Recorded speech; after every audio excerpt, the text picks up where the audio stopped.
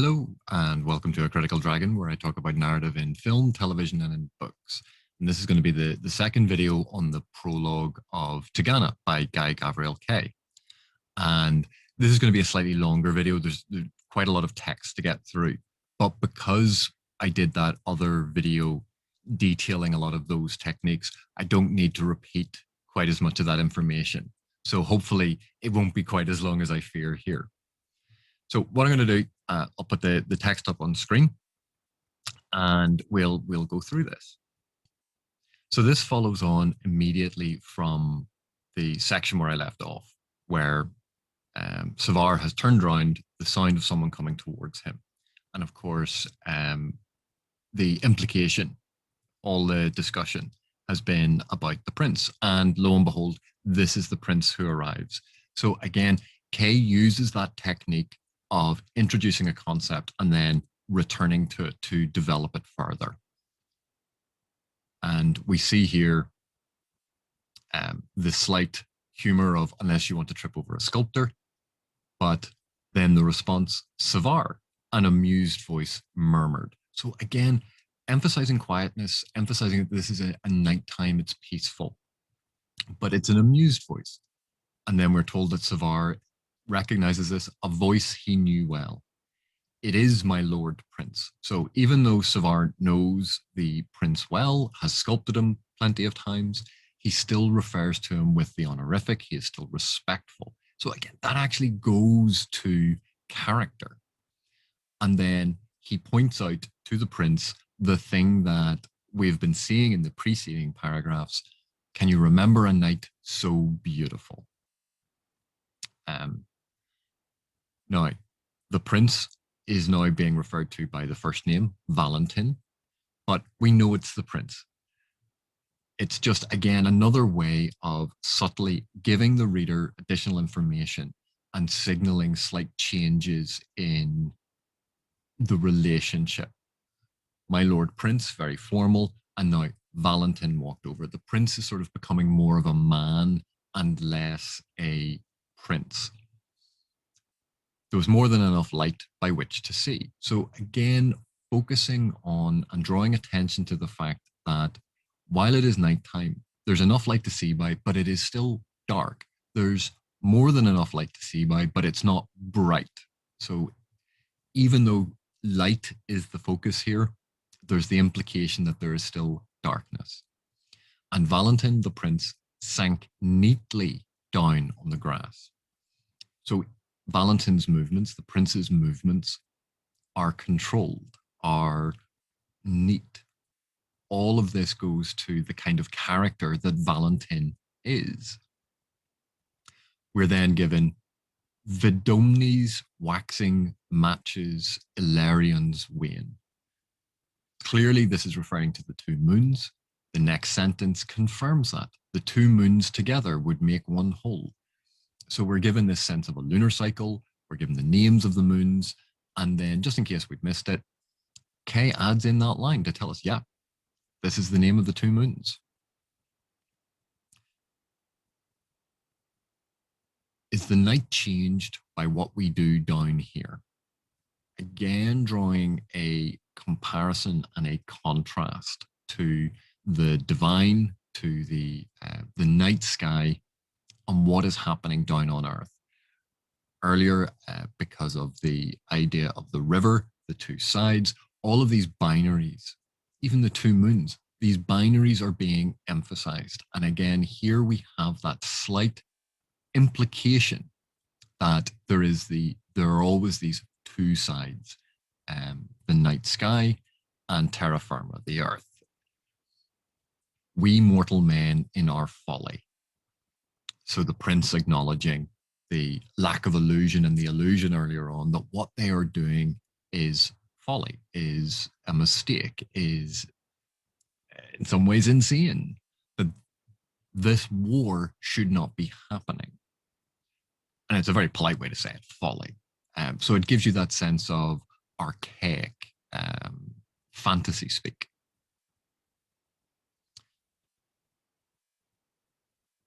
Valentin said softly, his quick mind engaged by the question. Valentin is softly spoken. He's not waking everyone up. This is a quiet conversation between the prince and the sculptor, between Valentin and Savar. Fits in with the tone and the temperament of what we have seen thus far. It establishes the scene and consolidates the scene. It fits with all of those descriptions about the level of sound that we have. And also it reveals the sort of the temperament of what is being discussed. That this is a private conversation. He's not speaking loudly. He's not declaiming.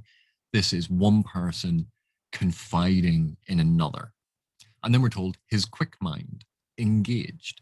So we see Valentin quite clearly is smart, he's intelligent, and he's engaging with the question. And he engages with it in a way that is not direct. He was asked, is the night changed by what we do down here, we mortal men in our folly? And he replies, the way we see it is, the beauty we find is shaped, at least in part, by what we know the morning will bring. And this is a wonderful sentiment, knowing that they are going to die tomorrow. They are seeing this, their last night sky, and celebrating the beauty in it. This is one of the approaches you can have with oncoming tragedy, to live the last moments to the fullest, to appreciate your last moments. And he acknowledges that the night itself is not changed, but the way we see it, their perception of it. So again, going back to this idea of sight, of being perceived, and it's even linked to beauty being shaped, which of course, Savar is a sculptor. He's an artist who works with the shaping of form to create beauty. Savar then responds with, what will it bring, my lord, in talking about the morning? And he says this before he could stop himself, half hoping he realized, as a child hopes, that his dark-haired prince of grace and pride would have an answer yet to what lay waiting across the river, an answer to those Yggdrasian voices and the Yggdrasian fires burning north of them, an answer most of all to the terrible king of Yggdrath and his sorcery, and the hatred that he, at least, would have no trouble summoning tomorrow. And this is a very clever paragraph. So we have that repetition of looking for an answer. There's a couple of bits of repetition here. Half hoping, he realized, as a child hopes. So this whole idea of he knows the hope is futile. He knows these illusions have been stripped away, but he still wants that reassurance of looking to a leader, of looking to a parent, of looking to an authority figure. Please make it better, even though I know you can't, because he wants the reassurance. So it gives you some level, not of desperation in Savar, but of that desire that he knows is futile, just to be comforted. And that tells you how bad the situation actually is. He knows they are dying in the morning. There isn't going to be a miraculous save. This is going to go badly. And he still wants to hope against hope that this prince, this dark-haired prince of grace and pride, would have a miraculous solution. Kay works in this nice additional description, the dark-haired. So we know that Valentin has dark hair, but prince of grace and pride. Again, looking at these things as Savar's descriptions, very positive descriptions of this lord that he reveres, which is why we get that of grace and pride. But also pride, not necessarily a great thing, because potentially it's bad, but pride, taking some pride in your appearance, that he is a lord to be respected. But this is then when we get that an answer repetition, an answer yet to what lay. So we have the river confirmed, the voices, so the songs that he's been hearing, the fires burning that was north of them, all of this information that we've been given before is repeated and confirmed here. It shows this. He's working these things over in his mind. But Kay adds additional information. An answer, most of all, something that he has not yet contemplated, yet this is apparently the most important thing. The terrible king of Yggdrath and his sorcery. So adding in an element of the fantastic, a new element into the discussion, and then referring it back to a point earlier on, and the hatred that he at least would have no trouble summoning tomorrow. So where Savar found it very difficult to hate the people on the other side of the river, who we now know are the Yggdrathans, one person is guaranteed to be able to summon that hate, and that is the king of Yggdrath, a sorcerer who will hate Savar and Valentin on their side. Valentin was silent, looking out at the river. Overhead, Savar saw a star fall, angling across the sky west of them to plunge, most likely, into the wideness of the sea.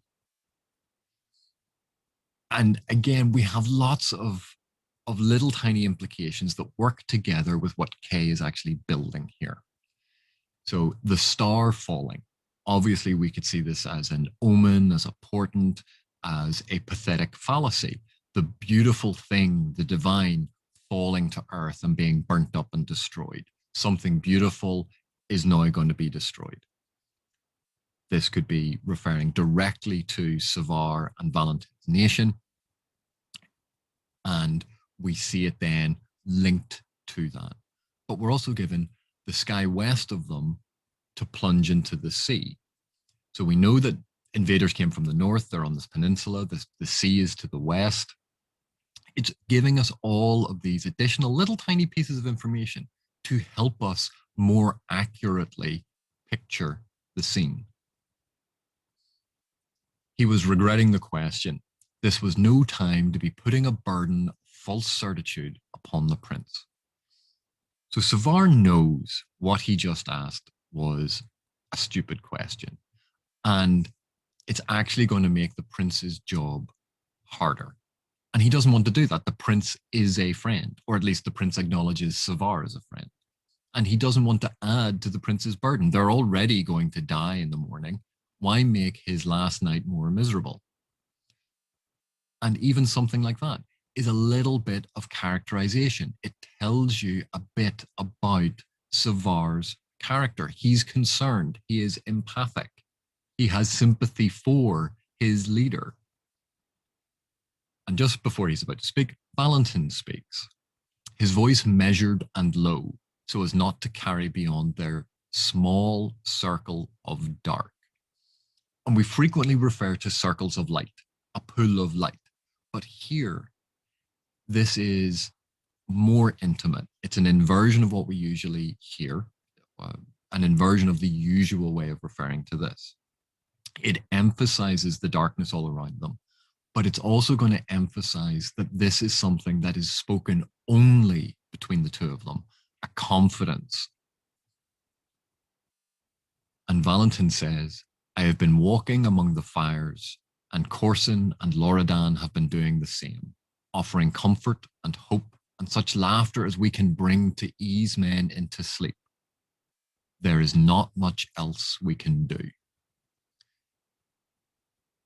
And so Valentin acknowledges that, yeah, that there is no hope. Nothing is going to change what's going to happen tomorrow. They are all going to die. But why make everyone else's life more miserable? So he and Corson and Loredan, and the implication obviously being that these are his two sons who have accompanied him, have walked among the fires and shared comfort and hope and laughter to ease men to sleep.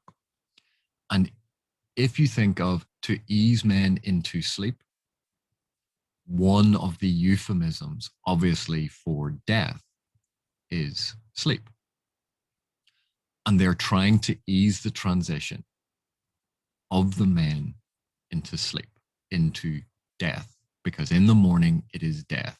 So make the night as comfortable as possible. They are easing their transition into death. So the phrase works, again, very much as a literal description of what Valentin, Corson, and Loredan have been doing, but it ties thematically and symbolically into what they intend and what the grander narrative is. And then Kay has Savar say, they are good boys, both of them. So our supposition that Corson and Loredan are the sons of the prince, there's now confirmation from Savar, so we were right. Then Savar reiterates something that we know he was thinking about, but tells Valentin, I was thinking that I've never sculpted either of them. And Valentin now apologizes to Savar. I'm very sorry for that, Valentin said. And this is where we get into the beginning of Kay really starting to build one of the themes of the novel. If anything lasts for any length of time after us, it will be art such as yours, our books and music, Ossaria's green and white tower in Aval. What we're talking about here is legacy, culture, the things that remain behind us after we are gone, because our lives are temporary. We're only on the earth for a short period of time, but we like to think that we're going to leave a legacy. That's the important thing, to have heirs, to have the continuation of your genetic line, biological legacy, but also the things that we leave behind, the enrichment of other people's lives. And how do we measure civilization? Do we measure it in the great edifices like Ossaria's green and white tower in Aval? Do we measure it in the art and literature that we produce, our books and our music? And this is part of what this novel explores. He then returns to his original thought. They are brave boys. They're also 16 and 19. And if I could have, I would have left them behind with their brother and your son. So the prince, on the eve of this battle where he knows everyone's going to die, where his two sons who are with him are going to die, he wishes he could have left his sons behind with their other brother, their younger brother, and then remembers, after a short pause, Savarian's son. So what's interesting, or Savar's son. So what's interesting here, did he forget that Savar had a son and this is an afterthought? Or was he pausing for effect to sort of go, I wish I could have left them with it. And of course, your son. Is this a slight chink, a slight break, a slight crack in the image that Savar has of Valentin, that he's not quite as noble, that he's not quite as perfect as Savar is currently seeing him? But at the same time, he does still remember Savar's son. So even if it is a slight crack in the armor, even if it's a slight flaw in the image, it's not too bad a flaw. And then we have Savar say, or think, it was one of the reasons Savar loved him, that Valentin would remember his own boy and think of him with the youngest prince, even now at a time such as this, or at such a time as this. So Savar doesn't notice the ellipsis. He doesn't notice that pause. He doesn't notice that this is an afterthought. All he notices is that Valentin has remembered that Savar has a son. So it's subtle things like that that give us a little break in the narrative to not just believe exactly what the narrator or the point of view is telling us, but to come to our own conclusion. And it's a nice subtle thing. Do we have to see this as a flaw in Valentin? No, there could be any number of reasons for a pause, but it's one way of looking at it. And there's that narrative space to allow the reader their own personal interpretation. To the east and a little behind them, away from the fires, a Triala suddenly began to sing, and both men fell silent, listening to the silver of that sound. Listen to the sibilants, the alliterative S sounds in those lines. But this is this note, these thin notes that we've had the singing, we've had these wavering lines. All of this is confirmed here. And it's a silver sound. So you have that very pure, very clean sound. And it ties into the moonlight. It ties into the reflection on the river. All of these things are tying together. So even though they're describing different things, even though they're being described in different ways, what is being created is cohesive, is coherent, is an entire picture that all of these different parts agree with one another. And that's what makes the description so powerful. Savar's heart was suddenly full.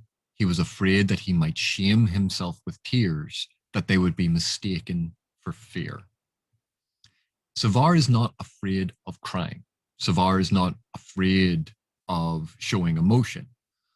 The two things that we've seen him do here is he's hidden tears twice, here and obviously earlier when he left his wife and family. There, he didn't want them to see his tears because it would hurt them. It would make them feel worse. So he was being strong for them.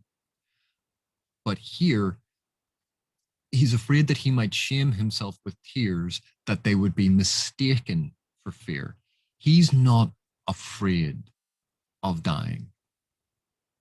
He doesn't want to die, but he's not afraid of it. He's resigned to it. He's contemplated it. He sees that this is necessary. But he doesn't want to give the impression that he's afraid of dying, that it would be a mistake that he would have to correct. And that's awkward. And we have Valentin then say, but I haven't answered your question, old friend. And so Valentin brings the conversation back to the question that Savar had asked that, we've kind of forgotten about. Because this is how conversation works. This is a natural way of reflecting how conversation works, even if the phrasing is slightly artificial and narratively contrived. It's a way of reminding the reader that, yes, Valentin hasn't answered the question yet. He's now going to do it now. It's a way of signaling that. But the structure of the conversation is they are talking, a question gets asked, Valentin responds with something that is tangentially related, and then goes, oh, but I didn't actually answer your question, so now I'm going to answer it. And he tacks on old friend. So here, on the last night of their lives, where he's sitting with this sculptor in the dark, and they're talking, and this is about the only confidant that Valentin seems to have access to. He has to be strong for his sons. But here is Savar, someone he's known, someone who's a respected artist and sculptor. And he can talk to him because he knows Savar isn't going to betray a confidence. Truth seems easier here in the dark, away from the fires and all the need I've been seeing there. Savar, I am so sorry, but the truth is that almost all of the morning's blood will be ours. And I am afraid it will be all of ours. Forgive me. And so here in this moment, with a trusted artist, a trusted advisor, someone, even if they are different social classes and of different positions, that Valentin has some respect for. This is the one person he can turn to say, yeah, we're toast. We're going to die. And to be honest, I don't think we're going to be able to do anything to the enemy at all. We're just going to be destroyed. I'm sorry.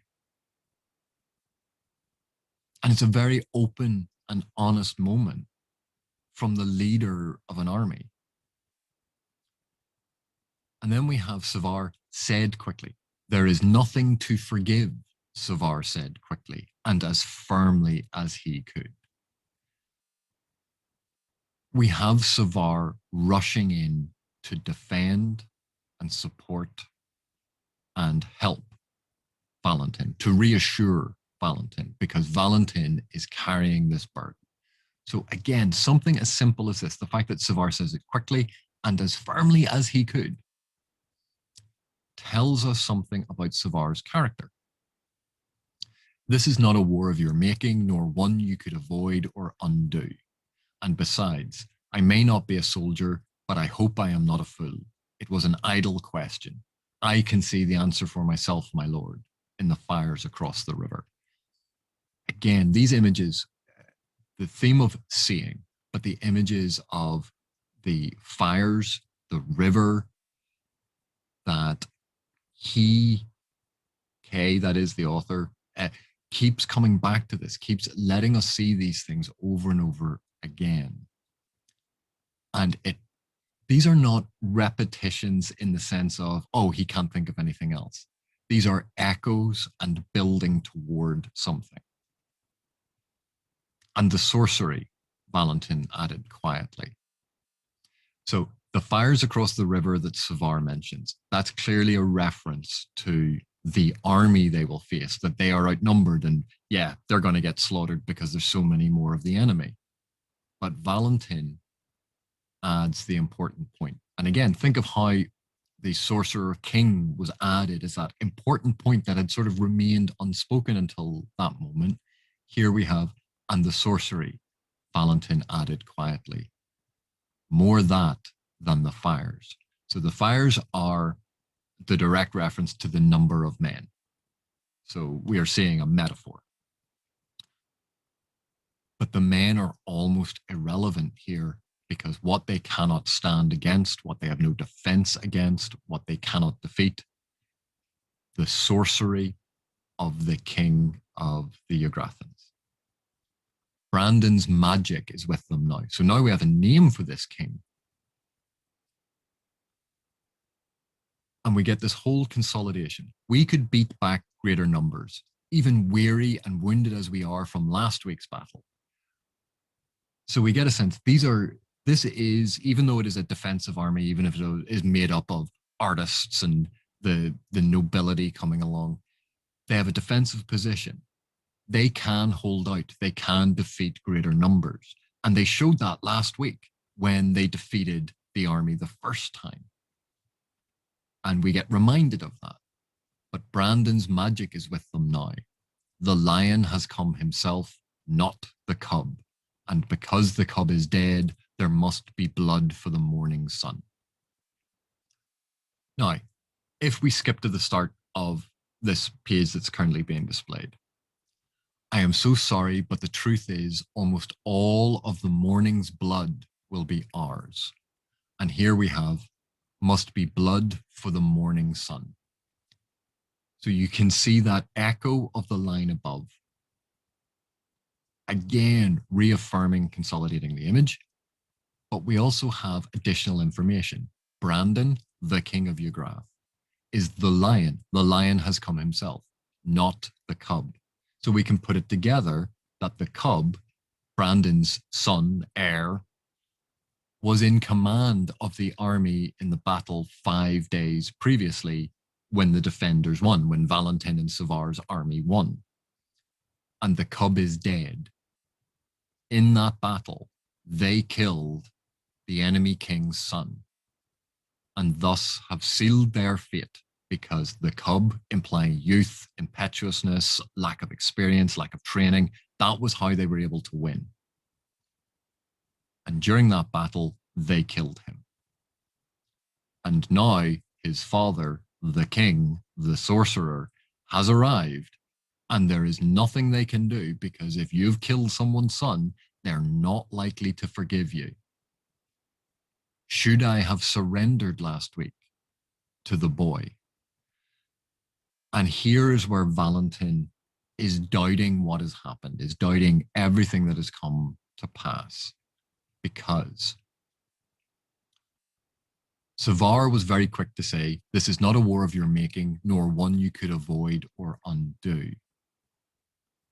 But Valentin now reveals there had been an opportunity to surrender to the king of Yggdrath's son, and they didn't. So Savar, while trying to reassure the prince, basically lies to the reader, saying, oh, there was nothing you could have done. And Valentin is aware enough to say, no, there was something I could have done. I could have surrendered. So we see Savar's worship and support of Valentin, but also we see Valentin's ability to weigh up and consider his duty to his people, and also to reevaluate his actions, that he doesn't just believe everything he does is right. Savar turned to look at the prince in the blended moonlight. So again, earlier on, the moonlight was silver and blue. So we're getting that recurrence of that coming across and being reminded of. Disbelieving. He was speechless for a moment, then found his voice. I would have gone home from that surrender and walked into the palace by the sea and smashed every sculpture I ever made of you. Savar is vehement here. If you had surrendered, if you had given up, I would no longer have respected you. I would have destroyed every image I ever made of you. This powerful anger that, of course, you did the right thing. Doing that was dishonorable. And a second later, he heard an odd sound. It took him a moment to realize that Valentin was laughing, because it wasn't laughter like any Savar had ever heard. Oh, my friend, the prince said at length, I think I knew you would say that. Oh, our pride, our terrible pride. Will they remember that most about us, do you think, after we are gone? So earlier on, Savar had referred to the Prince of Grace and Pride, which seemed quite positive in that sense. But here we see pride as, in the negative sense, being too proud to bend the knee, even when it's what's best for the people. They would have survived. And again, Valentin has that ability to evaluate himself in that regard, to evaluate the situation, to realize, yes, he is prideful. And his laughter, which isn't properly described, but is clearly not a genuine mirthful laugh, something that we would recognize. It has an odd sound. So it is perhaps a bitter laugh. As with this realization, this is their sin, pride. Pride is at the heart of why they're going to die, why they're going to fall. But what I find really interesting here is smashed every sculpture I ever made of you. So destroy the very memory of you. And then we have the prince say in his response, will they remember that most about us, do you think, after we are gone? So again, returning to this idea of legacy, returning to the idea of memory, and returning to the idea of who they are as a people. Our pride, our terrible pride, a cultural or racial trait. And then Savar says, but they will remember. The one thing we know with certainty is that they will remember us here in the peninsula and in Ygrath and Quilea, even west over the sea in Barbadior and its empire. We will leave a name. This is about memory, creating a moment in history, being remembered, their legacy. No matter what occurs, they will have had an impact. They will have shaped the world. They will not be forgotten. Then Valentin responds, and we leave our children, the younger ones, sons and daughters who will remember us. Babes in arms, our wives and our grandfathers will teach when they grow up to know the story of the river Dysa, what happened here, and even more, what we were in this province before the fall. Brandon of Ygrath can destroy us tomorrow. He can overrun our home, but he cannot take away our name or the memory of what we have been. So again, heavy, heavy emphasis on memory, on the fact that a name is important. The memory of a people is important. That this will have a lasting impact.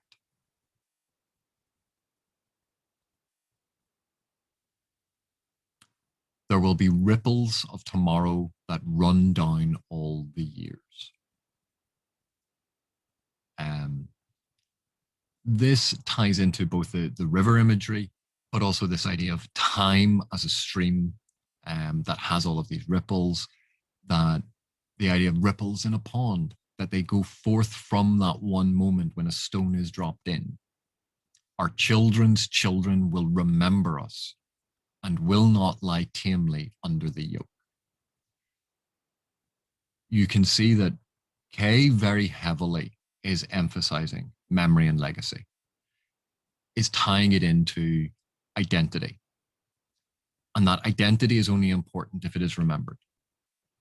And now we have basically, they're about to part, and Savar smiles because they have had this moment. They have raised their fists to say, they will remember us. Even if we die tomorrow, we will be remembered. It is something to hold on to, a belief that'll give them strength for the morning when they know they're going to die. But they will not die in vain. They will be remembered. They will have an impact. Their lives will not have been lost in absolute vain. They won't have been thrown away for nothing. And so Savar finds in this the hope and release that he wanted, at least in that moment. And he thanks Valentin for saying this. And Valentin says, no, no thanks, Savar, not between us and not this night. The Triad guard and shelter you tomorrow and after, and guard and shelter all that you have loved. So we have this, quite humble, no, you don't need to thank me. And like tonight of all nights, we're dead in the morning. Let's not do thanks and praise and all that sort of stuff. But even in this moment, Kay chooses to work in additional information for the reader about the world. The Triad guard and shelter you. So the divinity, the deity, what these people worship is called the Triad, which is a neat little detail just to work in to, again, suggest part of the world, to build the world up, even in this dialogue between these two characters. You know you're a part of that, my lord, a part of what I have loved. Valentin did not reply. Only, after a moment, he leaned forward and kissed Savar upon the brow. Then he held up a hand, and the sculptor, his eyes blurring, raised his own hand and touched his prince's palm to palm in farewell. Valentin rose and was gone, a shadow in the moonlight, back towards the fires of his army. Now, what is interesting here, and it's not overt, and it may not have been explicitly intended, but there is at least a small suggestion of a homosexual relationship between Savar and Valentin from the modern perspective, looking at this.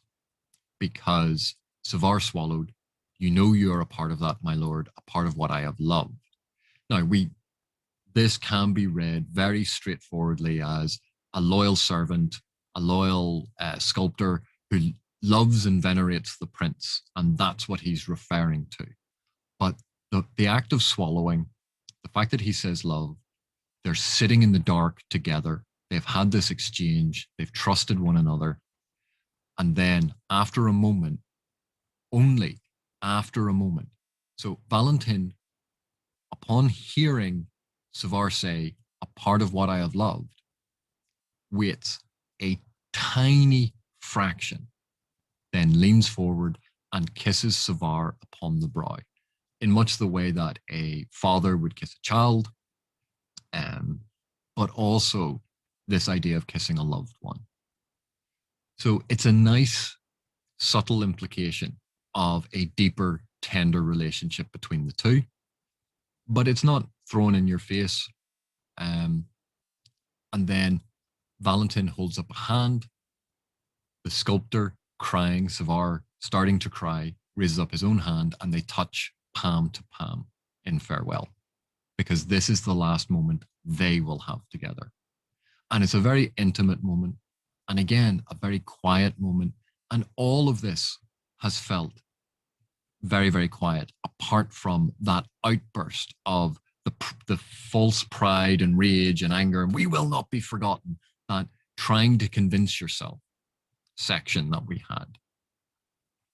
And then again, okay, brings us back to a shadow in moonlight back towards the fires of his army. So emphasizing the darkness, the light, the fires, the army, bringing us back to those images. And so we get to the end of the prologue here. The singing seemed to have stopped. And that's quite ominous. The night has now gotten to the stage where, yeah, it was evening time, it was the early part of the evening, but people are now going to sleep on both sides of the river. All the soldiers going, yeah, time to go to bed because in the morning we're going to have battle. So this is late at night. It was very late. Savar knew he should be making his own way back and settling down for a few snatched hours of sleep. It was hard to leave, though, to rise and surrender the perfect beauty of this last night. The river, the moons, the arch of stars, the fireflies, and all the fires. Savar knows no matter how much sleep he gets, he's dead in the morning. You want to die tired? You want to die not tired? It's not really going to make any difference. You're still dead.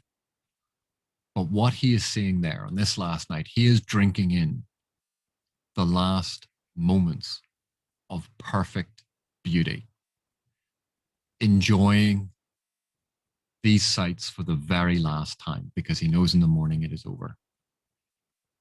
And interestingly, Kay works in a new thing here, fireflies along with the fires, which hadn't been mentioned.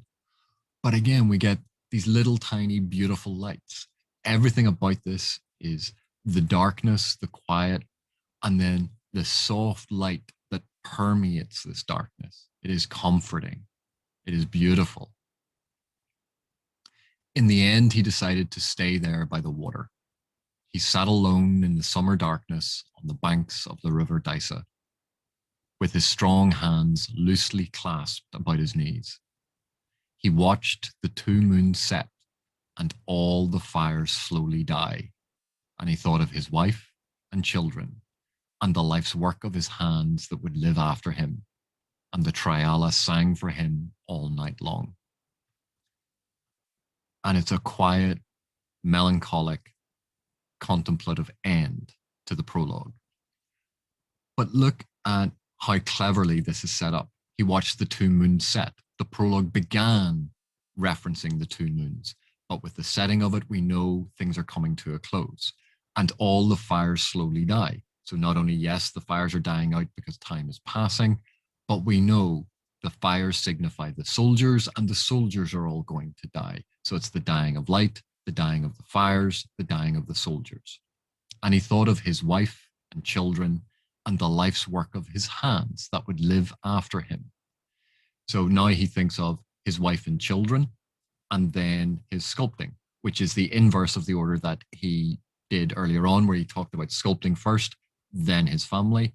And now as we're leaving the scene, he talks about his family and then his sculpting.